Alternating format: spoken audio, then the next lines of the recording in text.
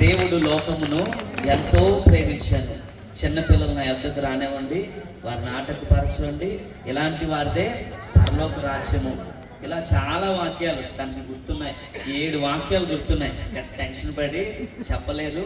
ఇంకా చాలా మంది మన సండే స్కూల్లో పిల్లలు ఉన్నారు, సమయం లేక ఇవ్వలేదు. వారందరినీ కూడా వారి కొరకు ప్రార్థన చేయండి. సండే స్కూల్ పరిచర్య కొరకు బహుగా సండే స్కూల్ పరిచర్య, యూత్ పరిచర్య వర్ధిల్ల చేయబడాలి.